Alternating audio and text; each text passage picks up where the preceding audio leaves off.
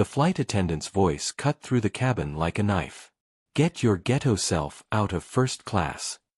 37 passengers froze. And in exactly 9 minutes, this airline would lose $1 billion. Before we go further, subscribe for more stories like this. And tell me in the comments, did the airline do the right thing or the wrong thing? If this happened to you, what would you do? Dr. Marcus Webb had boarded Skybridge Flight 229 quietly. No announcement. No entourage. Just a briefcase, a first-class ticket for seat 1A, and one folder sitting open on his lap. The folder's header read, Skybridge Airlines, Strategic Investment. $1 billion. His phone had 41 missed calls. All from Skybridge's CEO office. He ignored everyone. He had work to do. That's when flight attendant Rachel noticed him. She walked over slowly. The way a person walks when they've already made up their mind. Excuse me. Can I see your boarding pass? Marcus handed it over without a word. She turned it twice. Held it to the light. Squinted at it like it was a forged painting. Then she announced, loud enough for the entire cabin to hear, there seems to be a problem. The businessman in 2B lowered his newspaper. The woman across the aisle paused her podcast. What kind of problem? Marcus asked calmly. This ticket doesn't look right. How did you get this seat? I purchased it 3 weeks ago. On your website. That's impossible. First-class tickets cost. I know what they cost, he said. Still calm. Not a single crack in his voice. Rachel grabbed her radio. Supervisor Diane arrived in under a minute. 20 years of experience walking in her posture. She looked Marcus up and down slowly, stopping at details that had absolutely nothing to do with his ticket. We'll need to verify your identity and payment method. Marcus handed over both without hesitation. Diane read his name out loud like it was a punchline. Dr. Marcus Webb. A long pause. And what kind of doctor are you? PhD. Economics. Wharton.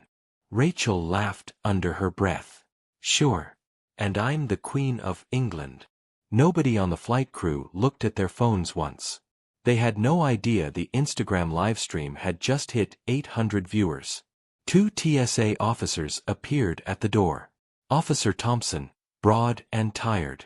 Officer Reed, younger, already uncomfortable with everything she was watching unfold. Sir, we need you to come with us. Marcus looked at his briefcase. Then at his phone, another missed call from Skybridge's CEO. He made a decision. He could reveal who he was right now and end this in 10 seconds. Or he could let it keep going. And document exactly how this airline treated passengers who looked like him but had no corporate account to protect them. He stood up, straightened his jacket, and walked off the plane with his head perfectly straight. In the jetway, Ground Supervisor Carl arrived out of breath. Has anyone actually checked the ticket in the system? He asked. Diane stiffened. We don't need to. It's obviously fraud. Look at him. Carl stopped. Look at him. What exactly? Silence. He pulled out his tablet. Accessed the reservation system. His fingers moved across the screen. Then stopped. His face went white. The ticket is valid, he said quietly. Seat 1A. First class. Paid in full. 3 weeks ago. Then he saw the payment method. Webb Global Capital. Executive travel account. His stomach dropped. He grabbed his phone and searched through his morning briefings until he found the alert. Dr. Marcus Webb. CEO. Webb Global Capital. VIP Protocol. $1 billion merger vote. Today. 3 p.m. Carl looked up slowly. Marcus was watching him. A slight smile on his face. Not angry. Not cruel. Just the smile of a man who had just seen everything he needed to see. The Instagram Live had reached 14,000 viewers. Skybridge Airlines was trending in 5 cities. Their stock had already started falling. Marcus reached into his briefcase and handed Captain Torres a single business card. She read it out loud. Dr. Marcus Webb, Chief Executive Officer, Webb Global Capital. Then he placed one document on top of it. Skybridge Airlines, Strategic Investment Proposal. Total investment, $1 billion. Complete silence. He dialed a number. Speaker on. Robert. It's Marcus. I'm standing in your jetway. The CEO's voice came through panicked. Dr. Webb, the board is waiting. Is everything all right? Your flight attendant called me ghetto, Robert. Your team accused me of fraud and theft. They removed me from your aircraft in front of 37 passengers, while I was sitting quietly reviewing your merger documents. Silence on the line. 14,000 people just watched it happen live. Rachel had gone completely white. Diane had taken 3 slow steps backward as if she could somehow leave the situation behind her. Whatever you need, Dr. Webb. Full investigation. Policy changes. Everything. I'm going to board your plane now, Robert.